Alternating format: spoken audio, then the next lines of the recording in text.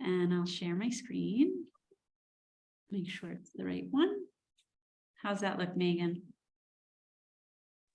Oop, I put myself back on mute. Looks good to me. I just need to reorganize my screen so I can see everything a little better here. 1 second. All right. And we had a message from some of our Marcy Labs friends that they're going to be a few minutes late too, but we'll just go ahead and formally get started if that sounds good with everybody else. All right, so again, good afternoon. We already kind of said hi to everybody, but it's really good to see all of you. And I'm going to say it because we were talking about it before. Happy New Year, because I haven't seen you guys since the new year. I hope you've all been well and you found some time for some great relaxation and indulging in all those treats we talked about last session. And as you all know, we're coming together to organize the tech sector in NYC. We like to restate this at the top of each meeting that the sector networks focus on building collaboration across targeted employment sectors. We've developed networks in green and healthcare as well. These networks are strengthening collaboration among workforce training providers and employers to improve program design and skills training, leverage knowledge and resources, and increase access to higher quality jobs. And let me turn off my Slack because that just came through. Okay, and then next slide, please. Sorry, I'm trying to turn my Slack off too. Thank you so much. We also like to highlight these norms for working together at the top of every meeting. Most of you have seen these already, but most important thing is if you can put your camera on, seeing your face promotes collaboration, and we ask you to keep it on if you're able. And then to be as present as you can. You are the experts here, and your honest feedback and active participation will always make the network better. And we want to always make space for questions and processing. So if there's anything you need, don't hesitate to speak up, interrupt, shout out, whatever you need, let us know. And just for the sake of transparency and recognizing we're all human, I do want to say that we have had a bit of a rough week on our end. So we're kindly asking everyone for a bit of grace if we're not our typical selves as we go through this. So just want to throw that out there as where we are today. But that aside, and trying to bring a little light and joy, let's continue to get to know each other and warm up a bit and try to get into the room together, if you will. So let's do what we usually do, popcorn around the Zoom room, say our name, organization, and for today's something fun, a song that makes you happy, pumps you up, or both. So I'll go first. My song that I could listen to no matter what mood I'm in is Dreams Come True by Hall & Oates. It's like the corniest, but you can't not smile. And also any of Janelle Monáe's upbeat jams get me going. I'll pass it to Helen. I'm a music lover and have many favorite songs, but great question, Megan. I would say a song that makes me happy is Smooth Operator, because it always makes me think that outside of my world, there's a very glamorous life with smooth operators, that globetrotters. But true story, if you know the song, she says, she mentions LA to Chicago and then Key Largo. So growing up, I always thought Key Largo is the most glamorous place in the world. It's like the American St. Bart's or Saint-Tropez. And then I got to Key Largo and it's really not. So the song was disappointing, but nonetheless, it just reminds me that there's a little bit of glamour and seductiveness somewhere in the world. Not my world, but somewhere in the world. Who's up next? Debbie, you want to go next? Sure. That was perfect, Helen. I was waiting for that punch of Key Largo is not that what it aims to be, because I had the same experience. So for me, in nature of what I'm currently stepping into, which is my daughter's turning 18 on Saturday. So that's a huge milestone. I don't know if it's more for her or for me, but in any event, since she was born, I've always had this song, which I love and brings me joy. So You Are My Sunshine. That's my nickname for her. So I just love that song. And it just, even if it's a cloudy day outside, it's like, you are my sunshine, my only sunshine. So yeah. Love it. And happy almost birthday. That's an exciting I I know we have birthdays, trips around the country, across the country, by herself, and graduation and new college. So a lot of things, too much. Just a little bit going on, huh? Just a little bit going on, but all good stuff, all good stuff. Awesome. Who's up next? Who wants to go next? I can go next. So Diaslin and Empower, the song that Oh, you muted Diaslin. Unmute. sorry about that. So You Megan, got you so mentioned, excited, you muted yourself. I know I do that all the time. It's actually a problem. But you mentioned Janelle Monáe. There is this collaboration she has that always brings me joy with fun. It's called We Are Young. Yes.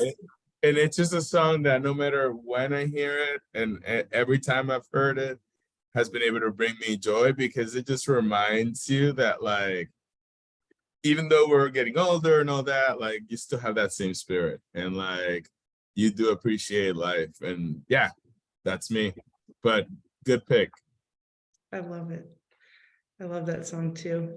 Hi, Travis. Just so you know what we're doing, we're getting in the room together, sharing our name, organization, and a song that either pumps you up or makes you happy. But I won't put you on the spot. I'll have someone else go so you can think about it. Serena, I think you're driving, so if you're able to come off mute and share, we'd love to hear, but I'm not sure. Yes, thank you so much, Megan. Hi, everyone. Happy 2023. Fun fact, I am an identical twin, and there's this song that my 16-year-old daughter used to play, and it's called Twinning 'Em.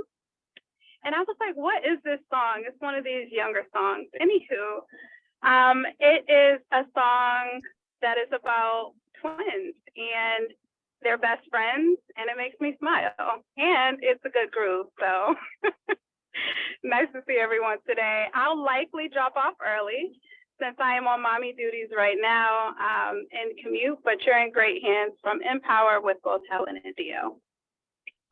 Thank you so much. We're gonna write that down, make sure it gets added to our list here. Travis, are you ready? Can I put you on the spot? I am ready. Thank you.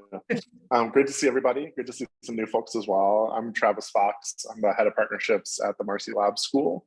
And we've been blasting Omar Apollo in the office pretty much nonstop. A few of our former fellows, current instructors have been on the Omar Apollo train for 5 years. So that's kind of our office jam for the week. So definitely the good pump up right now. Nice. Love it. Daniel, putting you on deck. Sure. Yeah. So again, my name is Dan. I am a student success specialist for the Knowledge House in the Bronx. And for me, by no surprise from where I live, my favorite artist is Frank Sinatra. And I love the song Come Fly With Me. Nice. You got the hat and everything. And Elise, I think you're and then Carrie, sorry. Elise, we're going around the room saying our name, organization, and a song that makes us happy or pumps us up. Oh, awesome. Hi, I'm Elise. I am also from the Marcy Lab School with Travis. I am the partnerships manager. And a song that pumps me up, there's so many, but I think that I would go with Love on Top by Beyonce. I just listen to that song all the time and it just always puts me in a good mood. So that's my pick. That is a good pick. I agree with that one. I always try to sing it and it's a horrible failure. Oh no, it's not possible to sing if you're not Beyonce or very talented. It's so hard. All right, Carrie, I think you're last one up. All right. There's a version of Here Comes the Sun. And Debbie is we're on the same wavelength, by Richie Havens, not the Beatles version. I don't particularly like the Beatles version, but there's a Richie Havens version and he plays it live on guitar, the version I listen to on my headphones all the time. And same thing. It could be the ugliest day. It could be, you could be in a bad mood, and I hear that and I'm just like, yes, everything's good in the world and the sun will rise. So yeah, we have a very eclectic playlist, this group. Love it. Yeah, Carrie gave it away.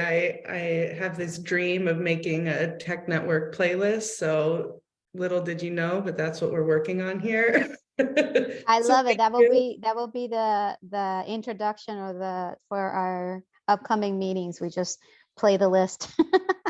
Exactly. That's exactly the plan. Hold on, I see something in the chat here. Oh, Danny's got to No hop on. worries, Dan, thanks. All right, I Like, put our list in there. Just correct anything I got wrong. awesome. All right, so let's keep us chugging along. Thank you guys for indulging in that and bringing a little joy and spirit into the room. I appreciate that so much. It's really nice to be here with you guys. Let's dive into what we hope to accomplish today. So we're going to start with an opportunity to share some updates and opportunities, I use the word twice, with one another. We're going to review and go through a reminder of some of the implementation plan deliverables that we spoke about last month, particularly for those who were not able to make it. We're going to review the impact framework, and we're going to reflect back to you a proposed mission and vision statement for our work. Then we're going to take some time to continue building upon the brainstormed ideas that we did last session in the Jamboard to kind of continue thinking through and solidifying those thoughts. Again, particularly for those who are newer into the room or who missed last month, we want to make sure everyone's voice is included in those. And then we're going to quickly talk about a update on an asset survey and its importance for baselining numbers and setting some metrics for our work. Then we'll review any action items we need to address, and we'll close out for the day. Does that sound good to everybody? I actually can't see anybody anymore. Does that sound good? Yes. I was like, where'd they go? Awesome. So with that, I'll pass it to Carrie so we can get started. Okay, thanks, Megan. So usually in our agenda, the next thing we do is carve out some space for updates from all of you. It's a new year since we last met, and possibly changes in programming, new programming starting, new classes, new things in tech going on. I had actually made a long list of articles that Megan and I were reading, but as Megan said, we've had a couple hiccups this week and didn't get through them all other than skimming them, and I'm sure you're all reading the same things. I was actually looking for the bright spots articles, not all the like layoff articles, so I found some good ones, and we'll share them in follow-up because I don't have the links ready to share here. So I just made a list of some questions just to think about, but we can use these, or you can just chime in and say, we started this training, we have this many people, and whatever's going on in your world, we'd love to do another around the room and hear that. So let me take this down because I can't see you with it up. And we can just talk. So what's going on in your shops? Travis, you have something to share. I have absolutely nothing to share, but I will. So yeah, I think general updates from Marcy. We are working towards graduation of our inaugural spring cohort that kicked off in March of 2022. So we'll have about 20 students graduating in March, and they're entering their capstone kind of final project in either internship or placement period. And then kicked off recruiting over December and January for our upcoming spring cohort in March. So sure, might have seen those in random newsletters, but we're in the admission cycle for that group of about 25 students to start in a couple of months. And then other than that, I think to the prompts that you put on, Carrie, yeah, obviously seeing tons of shifts across the hiring and job landscape and trying to adapt our strategies to meet the jobs where they are as much as possible and continue to support our job seeking alumni and students that are getting ready for graduation. So definitely some shifts to the biz dev strategy at the moment. But yeah, just doing our best. Okay. Anyone, feel free to just come off mute or raise your hand if you want to go next. I'm happy to share. Yeah, who is that? Helen, go ahead. Yes, so we're also starting our next cohort. And I think February 6th is our next class. We're recruiting 100 students for New York and 100 students in New Jersey. And I think what we've been noticing is we're doing okay. And I'm going to jump to my colleague Dioslin to see if he has any on the ground updates, but we are getting a little bit concerned that some of our larger partners, the tech partners, are having layoffs. Dioslin can speak a little bit more about that because not all of our partners are the larger partners. We have some smaller folks, but we're hearing it every day that our partners, the people that we're cultivating. In fact, I had a call this afternoon with somebody on my regional advisory board in New Jersey, and we said, look, let's get a conversation about a hiring pipeline going. And he goes, we could, but you know that we have a hiring freeze and it's a large corporation. So we can have a conversation, but we're not going anywhere. So that is something of concern to us. And we're just trying to figure out how do we navigate this, continue to accept students, and we'll continue to hustle and work really hard for them. But our biggest providers, our biggest partners are at best on a hiring freeze, at worst, you're hearing about these layoffs every time you watch Bloomberg. It's like another pounding. And I'd actually love that if we have time to have that as a subject. You had put it in your chat, Carrie, just kind of best practices, and if that's something that the rest of you are concerned about. But I do want to defer to Dioslin, who works on the ground with our placement team. Yeah, thank you, Helen. And you put it well. I think that like these layoffs in the tech industry, I think, are scaring people in some way. And even though we do have partners that are not necessarily the Googles, the Microsofts of the world, I feel like that they're creating a market environment that's putting everybody a little bit on edge. And so we're seeing where there was demand in December from some partners, we're seeing slower or less demand from the same partners now in January. And so, yeah, that's something we're trying to navigate ourselves. Would love to hear anyone else's perspective on this. Yeah.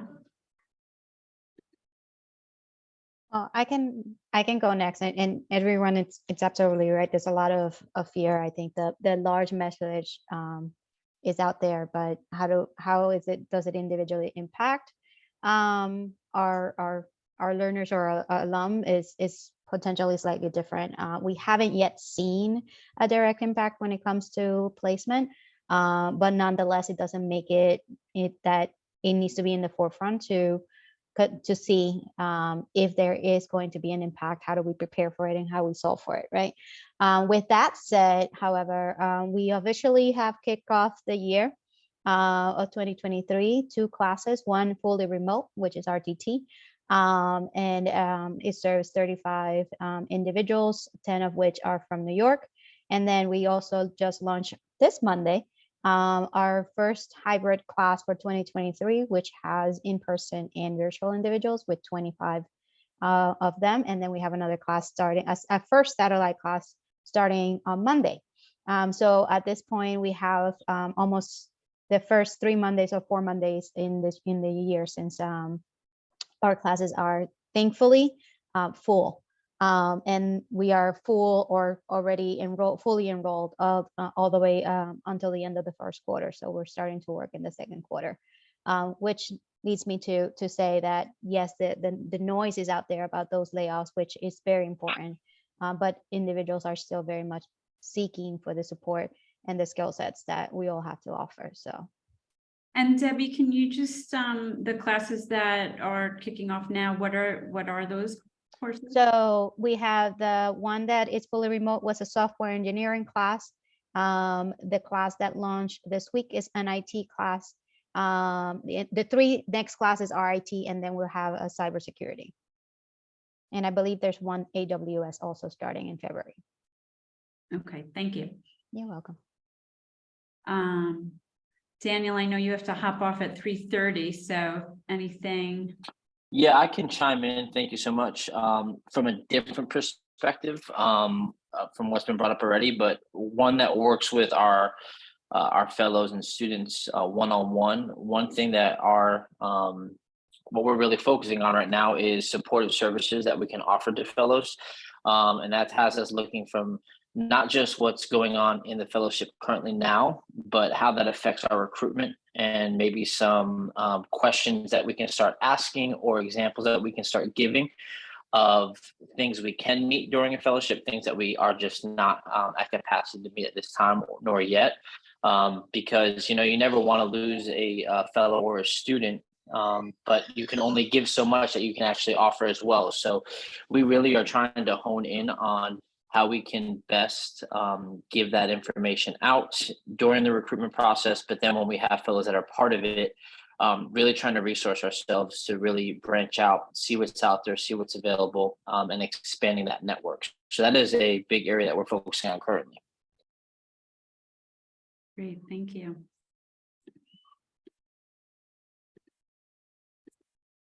Did we get around the room? Yeah, I think at least one person from every organization. The update that I have is different than the updates all of you have shared. But I think you all may know, maybe not, that there's a new managing director for the Northeast region at 110. And some of you may have met him. I don't know if he was on, there was a talent developer meeting. His name is Byron Ward. He was with Year Up for 9 years. So some of you may know him from there. Debbie, I guess you do. He's in our office. He was in our office today. I don't know if he left. We had a 2-hour meeting with him this morning, and then he's just been hanging out in our conference room working. And we're very excited to have him on board. Yes, we're sharing in your enthusiasm, Debbie. And so the reason why I know all of you are probably used to, I'm sure you don't even realize it because you're also busy, but we usually have a talent developer learning community every 2 months for 110. And the reason why it's a little delayed is because we're working out Byron's schedule, because he just came on like 2 weeks ago, maybe. So we'll get something out, you know, once he has a chance to settle in a minute and look at his schedule, we'll get something on everyone's calendar for that. But we had a great meeting with him today. He's really, you know, he's on a listening tour right now. I'll leave it there. He's listening and learning. There's a lot to learn. And we'll have better updates probably when we have that learning community. So not better, more additional. And then as far as those articles I was reading, when I skimmed, I had about 5 or 6 that I was like, oh, we should, you know, share these with the room. I was specifically searching for bright spots, and 2 things that came up. One was that there are lots of positions in government, in tech, going unfilled. So maybe some employment areas that we haven't been thinking about. And then the other one that I didn't get to read fully, so the high level I could pull from it was that with every contrition, is that the right word? As they contract and employment, there's areas that are growing in the big employers, like you were referring to, Helen. I think maybe you might be on a call, but Helen was referring to these big employer partners saying, you know, we're in a hiring freeze, and they're in a hiring freeze, but they're probably examining, you know, what they need, because particularly in tech, the skills that they're looking for and what's increasing and what's going down is constantly changing. So usually as something winds down, something, you know, expands, and we should keep our eyes out on what is growing. And then the other thing I was reading that was not necessarily promising, but maybe was that a lot of the layoffs are also due to like salary inflation and like the big, you know, high 6-figure salaries that they overhired pre-COVID and during COVID, and there's a bit of a correction going on. So hopefully some of the, you know, not every one you place is entry level, but more of the entry level positions, like there's still some room there for folks. So let's continue to investigate that and share around, you know, what we're learning, and anything you're hearing from employers. I think it would be helpful for us to kind of pool that knowledge a little bit.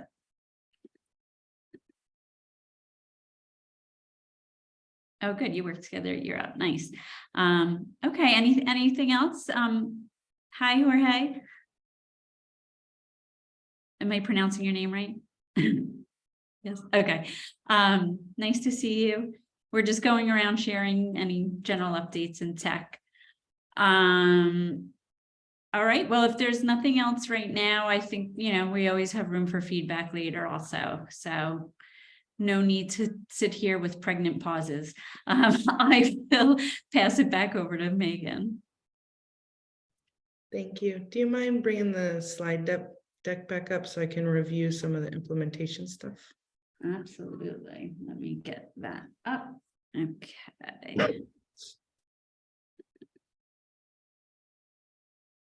Perfect. You can go to the next slide. Thank you. So as I mentioned at the top of the meeting, Carrie went over some of the deliverables of our 3-year. Bye, Byron. Byron's leaving our office right now. Tell him Debbie says hi. Sorry, pardon the commercial break here for a second. Byron. Oh. Bye, Byron. We're on with our tech network and Debbie Roman is on and I told her you're the new and he's like, oh. Go, come with. What? Can't wait to see you. Our pathways crossed again. I knew what happened. I told you that was gonna happen. Oh, you did. You did tell me that. Congratulations. So it's good. All right. I'll let you know, and I'll try to be back here, and I mean I can do this, Great. weeks. We got space, so if you need it. Yeah. All right. Take care. All right. Thank you. Sorry, everybody. All right. Byron celebration. Back to our regular our regular programming, right? Whatever they say. So where did I leave off? Last session, Carrie went over some of the deliverables, and just we wanted to quickly review what those are, especially for those who weren't able to attend and hear kind of the definitions of each. But we'll try to make it a little faster. But the importance of the implementation plan is we want to describe how we're going to accomplish the goals we've set forth and for seeking investor input and to be eligible for funding and grant cycles. That's the purpose of the plan. So by the end of March, we hope to produce this final implementation plan, which includes the following deliverables: the narrative plan, the logic model, a service delivery model, principles of operation, and an MOU. And let's just quickly zip through these. So that implementation plan is the narrative for achieving our mission and the related project timeline and budget. Next one, logic model is a roadmap for our partnership and kind of the through lines of what we're going to be doing. Next one, the service delivery is a graphic representation for how the network achieves its mission. So who from what organization does what role are each of us playing in our activities? And then the last is the principles of operation, which is kind of the outline of how we'll operate and make decisions as a collaborative unit. So just a quick run through of those items so you guys could get up to speed on that. And last month, we also reviewed Jobs First NYC's impact framework as a mechanism for how we can think through our goals, activities, and metrics for tracking our progress. As a reminder, you'll see the 4 categories of impact are people, partnerships, institutions, and systems, as you see on the screen here. And then from there, we categorized our stated priority goals, one for each category, that led into a brainstorming activity on how we can achieve said goals.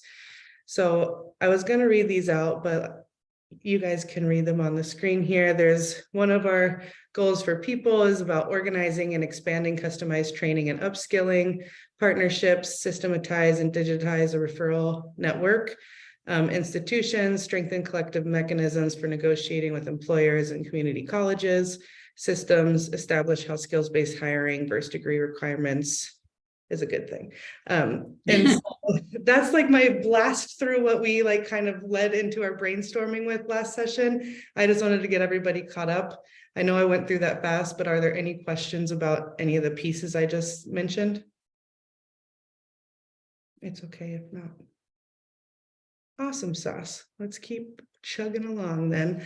But before we move on to some more discussion, we wanted to reflect back to you something that we feel we've kind of heard from all of you as what we could set out as a potential mission, vision, and target population for our work, which is something we'll have to write up in our plan. These are just like a first throwing it at the wall reflection to you guys. So it's open to suggestions. So we want to share them here just to inspire thinking. So when it comes to the network's mission, we feel that we hear the Tech Network promotes skills-based hiring to meet labor demand in partnership with employers and organizes and expands skilling and upskilling opportunities to create family-sustaining career pathways. Zooming out further for an overarching vision, we hear that the network strives to see an inclusive and thriving tech industry with accessible and market-driven training with economic opportunity for all New Yorkers. And then target population, our collaborative effort wants to impact is New Yorkers from under-resourced communities interested in tech careers.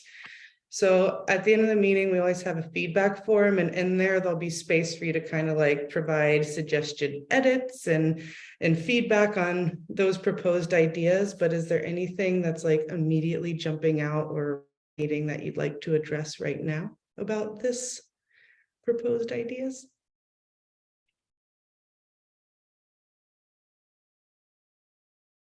It's okay. All right. I just have a question. On and this is specific to the tech network, correct? For us as to our vision and mission and target. Yep. Okay, so we're talking that our target is the New Yorkers from under-resourced communities interested in tech, or is there room with the work that we're trying to accomplish here, a different target audience? Yeah. Yeah, we're throwing something out to foster conversation. So what are you thinking? I don't know. I think and I don't want to speak for anyone here, but our goal, our individual missions is to come in and reach under-resourced communities interested in tech careers.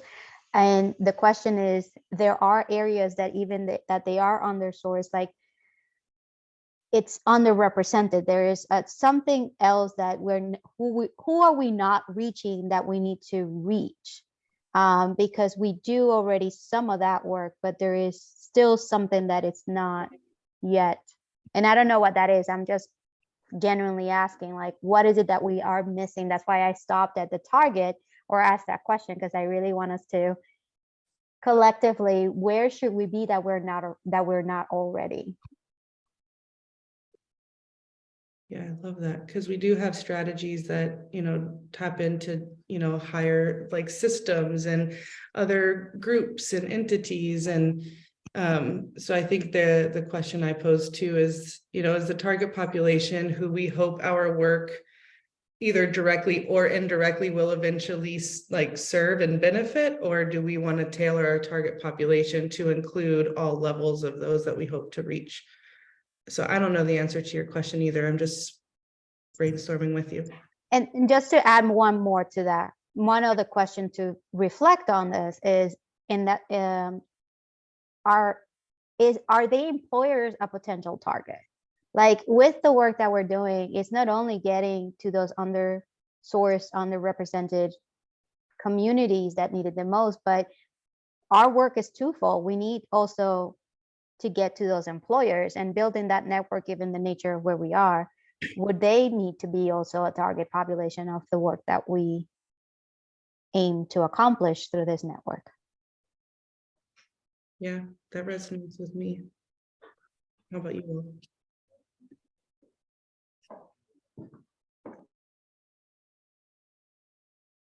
So would it be something like New Yorkers from, or it could just be New Yorkers, if you don't want to say under-resourced communities, New Yorkers interested in tech careers and the employers who will hire them, or something like that, or employers who may hire them?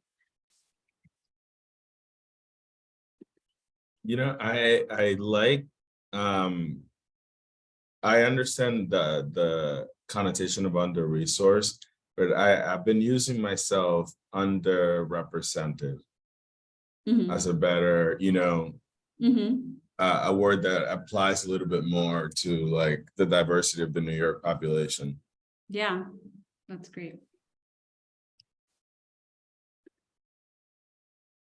Sorry, I'm just writing down notes.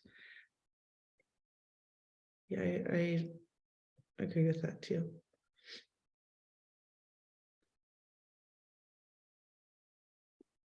Sorry, I'm looking at the chat.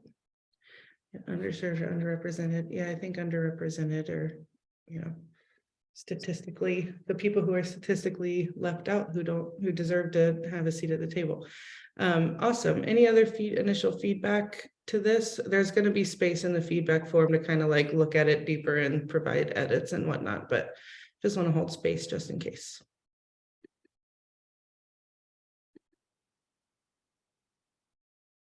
Awesome. If not, let's just keep chugging along.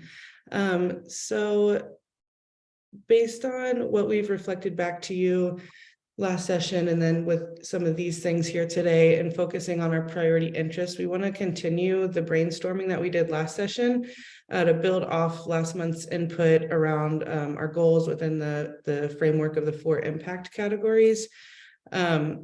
So for those of you who were here last session, this explanation may be a little redundant, but I want to get everyone up to speed. So last session, we brainstormed as a group in a Jamboard to consider what are some of the activities we need to engage in to accomplish our goals. From those activities, how will we know they're successful? And finally, what are some metrics for success and how could we measure our progress through those activities? And so the next slide, please.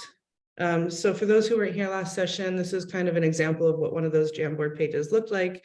And that's where we did the majority of our work. So you'll see like one of our goals is at the top, this one being about strengthening mechanisms for negotiating with employers and community colleges. In the first column, you'll see how to reach the proposed goal. Underneath are going to be activity ideas pulled from prior meetings, as well as contributions from those who attended last session. The next column, potential indicator of success. So where we're thinking through an answer to how will we know the activity is successful. Next column is where we can propose an idea for a measurement mechanism to track that activity and indicator of success. And the last is to add any notes, comments, questions, additional feedback that may arise that doesn't fit into one of the categories. There's a few other pages in the Jamboard. Once you open it up, I'll send the link in a second. That contains information that's more there as like a reminder and a resource. We're mainly focusing on the 4 or 5 pages containing all the sticky notes that looked like that example. So that's kind of a quick overview of what we did last time, and then we're going to rebuild on that today. Any questions about that? Does anybody need a walkthrough of how to use a Jamboard before we go into it again? I see a head shake. No. Okay. Awesome. So let's give some time to review.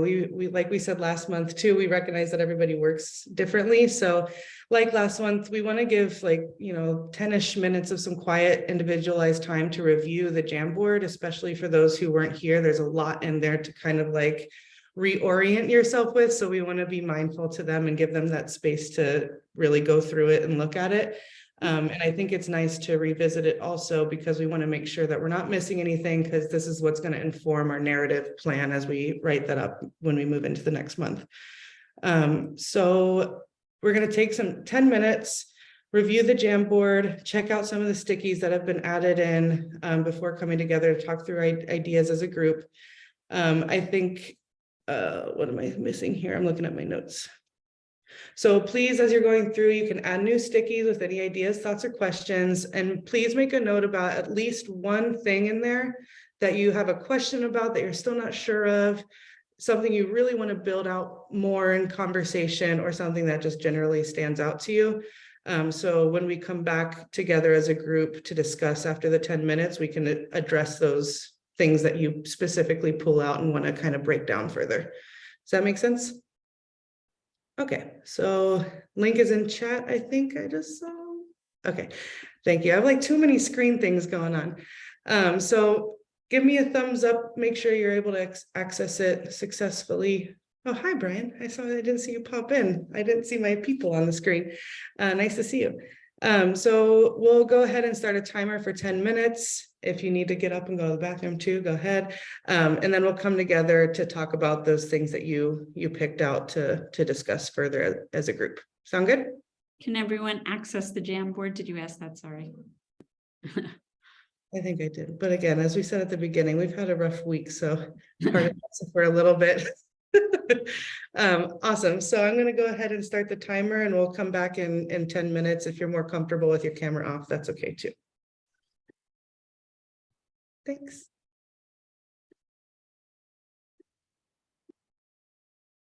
I'll play my favorite song.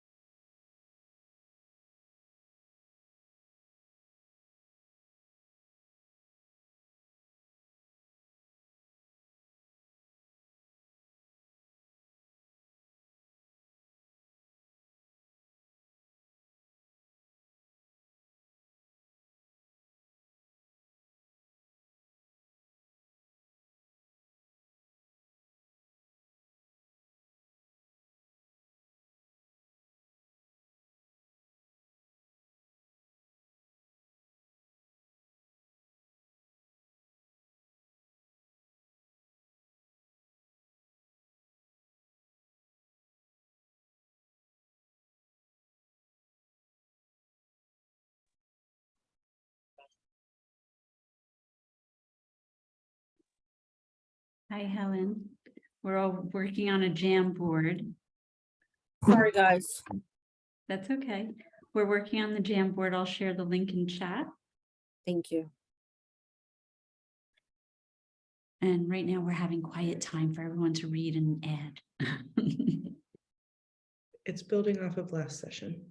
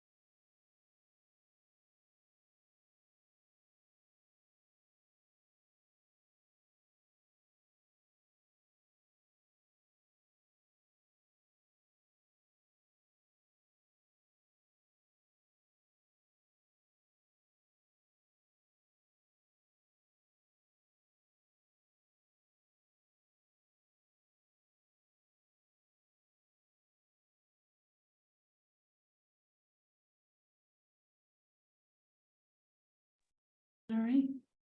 Should we come back, Megan?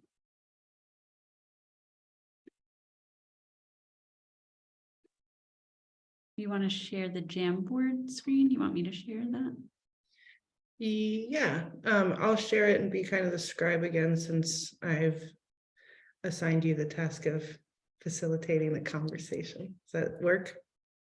It does. Okay, I shared the wrong desktop last time because I have more than one screen, so hopefully this works the right way. Can you see the Jamboard? Yes. Oh, that was my timer. Perfect. Oh, did I cut a short time? No, I had a minute buffer on there, so that was perfect. All right, I got it up. Okay. So did everyone have enough time to put some things on there, and maybe people stepped away, and should we give 30 seconds. I know some people are off camera. If you could maybe put in chat that you're here or. Oh, Brian's there, Debbie's there. Okay, great. Hi. All right. Hi, Jorge. Okay, great. So why don't we go around the room first and I think Megan asked you to kind of take note of something that you had a question about, or if there's something you wanted to kind of build on that you saw there or stood out for you, or, what is that doing there? Any of the above. And again, feel free, come off, raise hands, however you want to do it. We're a tight enough group.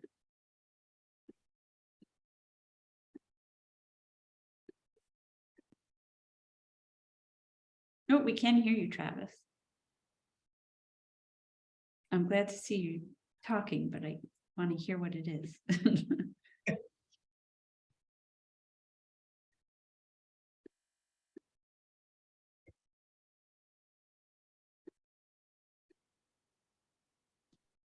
Oh, we lost Travis. He had a tech issue. All right, why doesn't someone else get us started while we wait for Travis?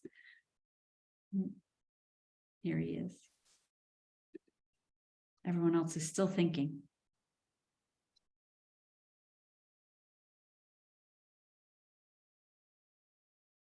All right, Travis. Everyone's waiting with bated breath. I know, so it's so important. Hopefully y'all can hear me now. Is that good? Okay. I just had two quick questions from perusing slides like 5, 7, and 9. One is on slide 9, I think it was 7 or 9, but curious, I saw one comment come in about having a credit transfer agreement with like CUNY SPS. It's something we had talked about a little bit last year at Marcy, and just curious, I'd love to hear more about setting that up, if you've seen it be successful, if you've seen like students actually use it to complete additional training after your program. So one potential area to talk about. And then we'd love, like, we're younger at Marcy, and so our alumni pool is now just hitting a point where like we can't just call up everybody individually. So obviously new challenges with scale at that point. And the idea of like long-term retention and tracking retention at our partner companies is like a big point of emphasis for this year. I'm just curious if anybody has any best practices around scaling retention tracking and success tracking on the job during alumni status after a program. So your first one, Travis, was that something you added, that orange sticky there, or you're asking who added that? You're asking them about it? Yeah, the latter. The latter. And then, okay, I was looking at a different sticky. Got it.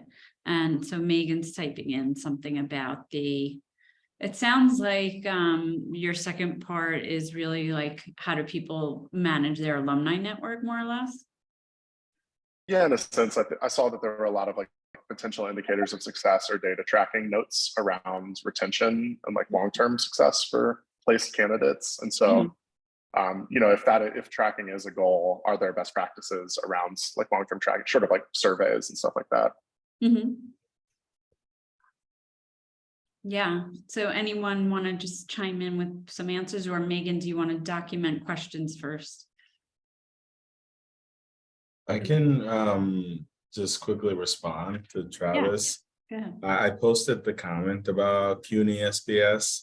And I'm glad we have Helen here because I think she would be much more familiar with how we got that partnership. But we do have a certain agreement like nationally with the with CUNY SPS, where they get a certain amount of credits for participating in our program toward an associate's or a bachelor's in computer science. And so I don't know, Helen, if you have a little bit more context on that. Sure, I do. So it's also Perscolas and OBT were part of this agreement. And when NPower students transfer into a CUNY, they will get between 12 and for NPower's program, it's 12 to 15 credits, depending on the certifications they sit for in the program, toward their CUNY degree. And once they're in the School of Professional Studies, they can go to any other CUNY. It's part of the CUNY consortium. So they're coming to the program with a little bit of tools and with some tools in their toolkit, and they're not starting off from level 0. And we're talking to other CUNYs about this opportunity. And the really good thing, the good incentive is for students that are placed into certain types of roles. After they graduate, they may even be able to leverage their jobs to help pay for their college education.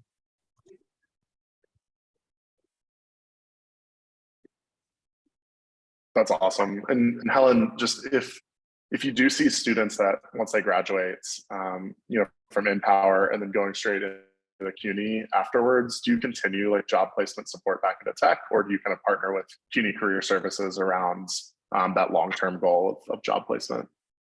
Travis, we do not partner with CUNY on placement. We do the placement. I was going to say that's yeah, like that. I was like, you better not, because that's.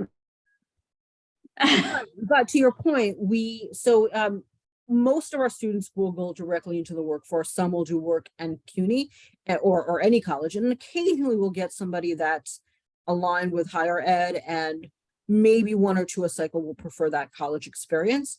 And if they come back after a couple of years and say, I still need help getting a job, we nothing would preclude us from working from them. So they can reach out to us a decade later. Now, the purpose of our program, we are a workforce development program. So if somebody comes to us and says, I want to do your program, and then I'm going to hop into a college, they're probably not a fit for us, because we're being tracked on how many people we placed. However, if that happens organically and the interest is there then to pursue college, and you whet my appetite, Empower, I wanted to go in the workforce, now I actually want to go get a degree, that's okay too. But we're really cautious on the front end of who we recruit, that the assumption is when they graduate from our program, they will go into the workforce, and how do we help them get there? Yeah, thank you for that context. I think that's very similar to us. Like, we have been really intentional about designing the workforce pathway coming out of Marcy, but we do see interest from students in tuition reimbursement long-term to get a degree, to finalize their bachelor's. And so thinking about ways we can help with that path long-term for our graduates is definitely on our plate. So super helpful to know. Thanks, Helen. Can I add a little bit more on our end as well? Is for us, we're just engaging alumni, specifically Travis, for this program, which makes sense. They've either been in the workforce, or they're currently out of the workforce and they want other opportunities. So we've been using we have a new team related to alumni engagement that's specifically been utilizing this and getting those enrollments. And I think we're actually graduating our first set of folks very, very soon, which is very exciting.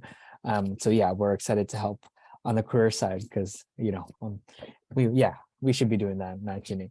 And then I think something that we're also looking at generally is just these type of agreements. I think the SPS agreements is really a model partnership that we really enjoyed working with the team and our partners along with this, and we're looking at that as sort of an additional model. It's hard because CUNY's SPS is very separate from, let's say, Hunter or Baruch or other schools. So trying to figure out that has been very complicated, whether private or public, and all of them. I think we've had some meetings where they've been surprised of how many credits SPS gives. So like, it's not a one size fits all, especially in this sort of model. Thanks, everyone. So yeah, it sounds like a lot of you have some effective practices in that area. And that's kind of key to the network approach, right? Is how can we scale that across us and amongst us, so that we're all serving everybody better, both the students, the employees, the employers. So thanks for the questions, Travis, and the responses. What else? What other things resonated with you in any of the slides that you all put the stickies on? And if you added something, can you point it? If you added something today, can you point it out to us?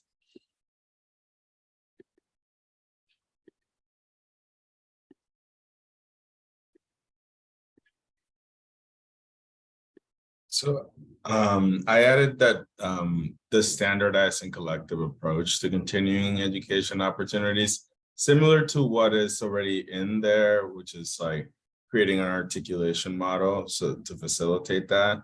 But I mean, it sounds like a collective bargaining or a collective approach of like, hey, we have like these programs, like we're hoping to like basically approaching it together as a network is what I'm trying to say. Yeah. Yeah, and that's great. And that's come up in, you know, many of our network conversations in other sectors too, right? Because having this like one-off approach with CUNY colleges, that one, you have an articulation agreement with one, and then you have to start at square one with another one, that it doesn't cut across CUNY if your program's recognized as credit bearing. So I think if there's a group of us coming together for that conversation and approaching CUNY, I think they may be more receptive.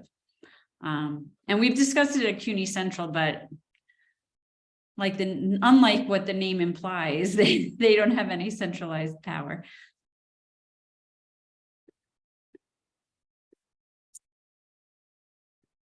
And what else? Anything else added? And it could be any of the slides with the sticky, so maybe jump to it. Yeah, thanks, Megan. So this one, which focused on establishing how skills-based hiring versus degree requirements results in equal or stronger candidates and employees. So, you know, making that value proposition. We've heard it anecdotally from many of you that your employer partners have said, you know, the people you place are better than some of the people we've recruited from colleges. But proving that, you know, doing an evidence-based approach on that is more challenging. So any questions here? Anything new added? I added something to this page, actually. I can't remember who I was speaking to, so if it was someone in here, please forgive me. But I was talking to somebody a few weeks ago about the Tear the Paper Ceiling campaign that's out, the STARS, and someone was mentioning how great would it be if like our industry of workforce development practitioners also had like a marketing campaign about like what we offer to employers and like getting what our benefits are out to those people. And like, you know, and there's another slide in here somewhere that said something about like a LinkedIn campaign. So like, how can we get momentum and notability about what we do too? So it's not all of it, it's the other things on this page are like data and research oriented, and I went marketing, but I wanted to mark that down somewhere because somebody had told me it, but I couldn't remember who. Thanks, Megan. Yeah, for sure. I mean, generating interest is effective. That Tear the Paper Ceiling campaign has been effective. I don't know if it's had any impact on the governor. Well, no, that one probably didn't have impact on the governor of Pennsylvania, who recently signed, like his first day in office, signed a removing degree requirements from government jobs. And now Westmore, I saw in Maryland, did something similar. So if we could get momentum behind something, yeah. You know, I always find those kind of tricky, Carrie, because then you look and it's like 7 years of experience, no degree, but you still need to have like a good amount of work experience. And so there is that barrier to entry for some of our, you know, fresher talent. Absolutely. Absolutely. Yeah, they're not just going, they're replacing degree requirements, but at least there's the recognition that skills matter more than degrees. And, you know, so if there's skills needed to do the job and they turn that into, you know, hopefully over time, it's like, it's not the number of years that you've been in the job, but it's, do you have these skills? Do you have these certifications? And can you evidence that in some way? I think we're moving in that direction, but yeah, that's a good point. It's not necessarily an entry level job. To give you a plus on that, Carrie, like we've had these conversations with the city and they have arbitrary requirements because there's some, you know, weird policy from previous funding that they received from the state.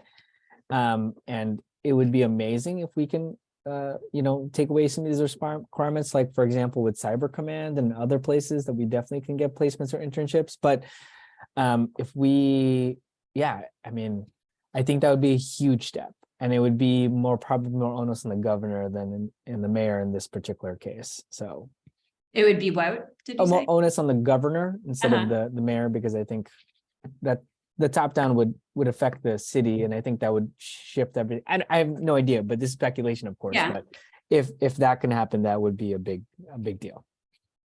Yeah, Yeah, I want to plus one that too, because in previous work, I learned that I didn't know this until I was in an elected official's office, that at the state government, you can write laws for New York City, and all you have to do is put in cities that have a population of 1 million or more. And so even though you're a state legislator, it automatically impacts the city because we're the only city in New York that has that. So I just you made me think of that, so I wanted to plus one you there too.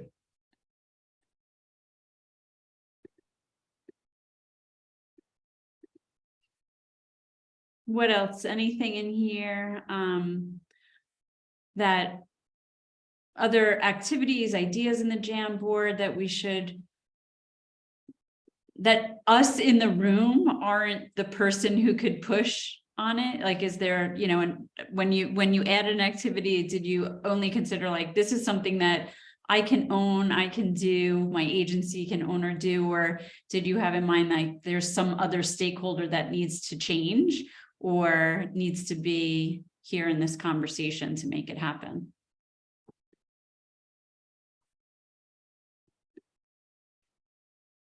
Well, I saw a note related to organizations like 110 do great work, but they don't implement hiring practices. We do have a friend now that works at 110 at Perscolis, so Yes, you do. yeah. So if we What can did get you say? They don't what hiring practices? Oh, it's on the notes and comments. Someone added that related to 110. It's like, but corporate partners don't actually know how to implement these hiring practices or something like that. Uh-huh.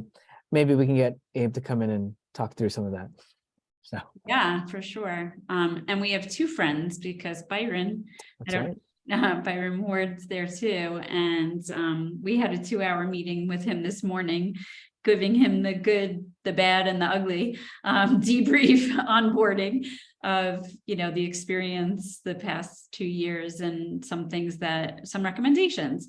So if you have any, certainly voice them and we will take notes. And I'm sure you have a direct line to your other person who's remaining unmentioned, unless you want to tell everyone. I don't know if everyone here knows. I think it's public now, and also the comment already has it in there. Oh, sorry, that's my fault. Yeah, I think it is public because I was on LinkedIn, right? It is on LinkedIn. Yeah. Perscolis is now at 110. Yeah. I don't know if everybody knows that. So yeah, let's pull him in these conversations since he knows what we're doing over here.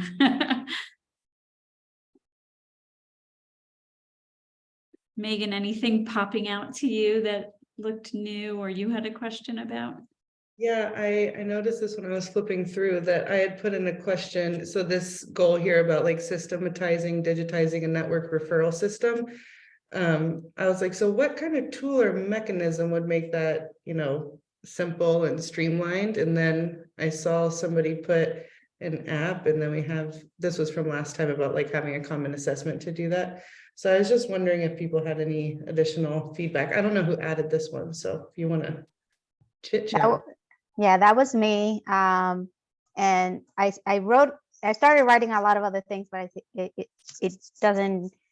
it didn't make it here. But in regards to this in particularly, is understanding that there is sort of like a baseline of what are some of the requirements for a lot of the programs.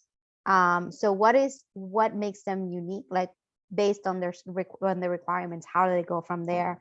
And I suggested an app, but I think a LinkedIn group, and it just attaches to, as you come in, how do we keep them? You know, also alumni engagement and all of that could take place. Opportunities for upskilling and all of that into that group. I've seen it happen.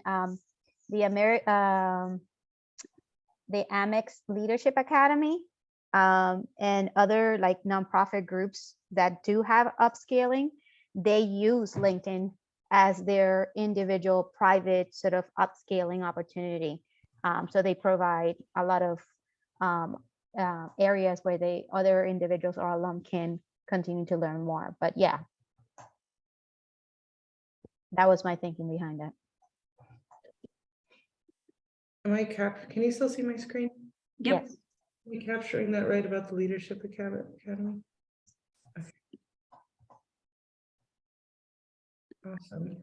All right. Well, Megan, I think you and I can sort through this and we might have some questions for them for next time to fill in any blanks, but I know a couple people had to go and I want to make sure you get to highlight the asset survey that you sent out. Yeah, I want to move to that. And before we get off of this, I just wanted to, I was in reading through some of this before today, I had a thought and I wanted to get feedback from you all. So we have a lot of like, it came from this scaled apprenticeship or build new apprenticeship or, you know, create those kinds of opportunities.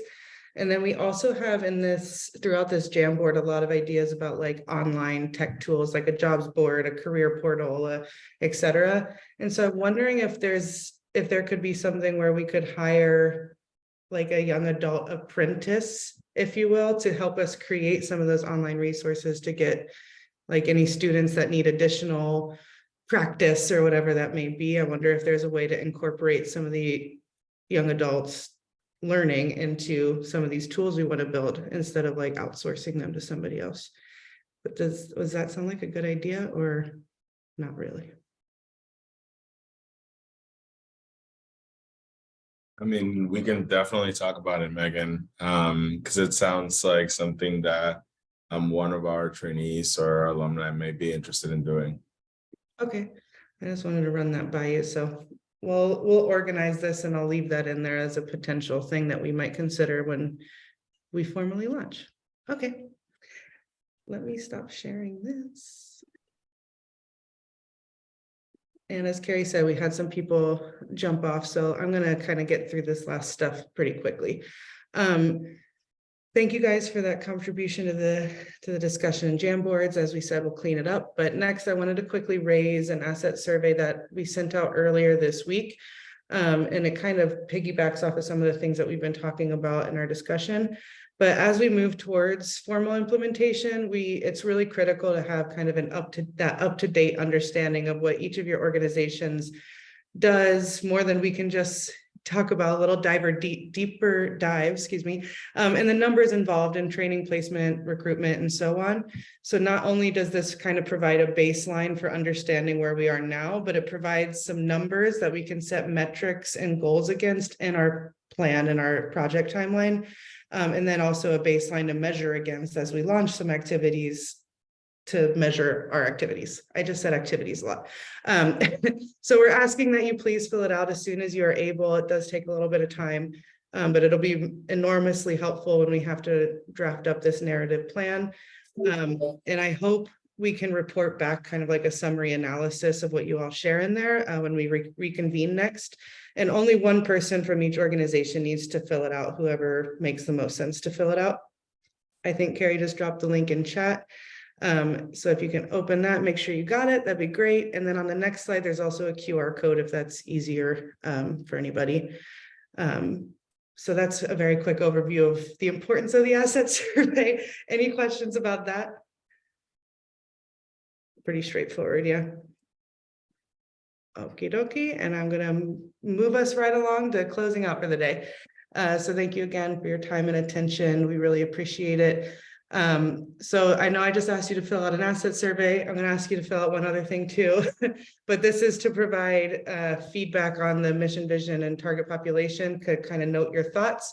And then also in the last month's form, we asked for people to contribute to like what works best as a recurring meeting time. And not everybody was able to fill that out, or not everybody was here. So we're putting that question in here one last time, and then we'll get a recurring meeting time on the calendar. So those are two, like, the most important things in the feedback form to fill out.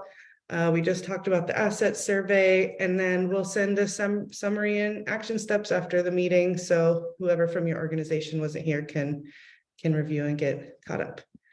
And I see something in the chat.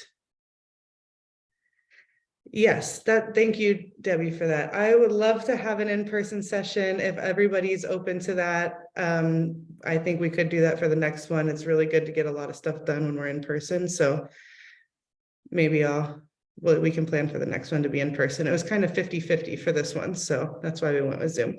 But maybe we'll just do it, and whoever's available to come, we can just do it. And because we have a lot of people's voices and all that stuff already in this Jamboard, so I think that would be a good idea. Hey team, are you going to send these surveys in an email? Yes. Awesome. If it's not right after this, it'll be tomorrow morning, because we have another thing right after this. So I'm like, if I don't get any time, it'll come tomorrow morning at the latest. That would be very helpful. Thank you. Awesome. Thank you. And I think I covered everything. Carrie, did I miss anything? No, you covered everything. We are totally on board for in-person and having any of you host that. We have a conference room here that fits, I'd say 10 to 12 comfortably. So if people feel, comfortable with that, interested, when Megan sends a follow-up email, maybe we'll just put in the question like email back if you're comfortable in person, and we'll figure that out. But it might not be next month, but I would say, yeah, what's next month? February or March would be great. Awesome. We'll stick around if anybody has one-to-one questions, but other than that, we give you back your day, and we really appreciate you being with us, and we'll talk soon. Bye, y'all. Thank you very much, Steve. Bye, See- everyone.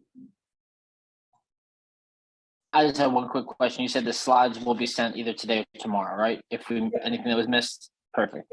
And will that be sent to my email by chance, or is it going to be sent to Daniel? The I'll- other Daniel. I'll send it to you too, because now I have your email on the calendar invitation. Perfect. Appreciate it very much. Thank you for your flexibility with my schedule today. Oh, thank you for popping in as you could. Appreciate it. Absolutely. Take care. Take care. I just want to say I missed you, Carrie, on Saturday. We were there too. You were? I know. After I saw the post from John.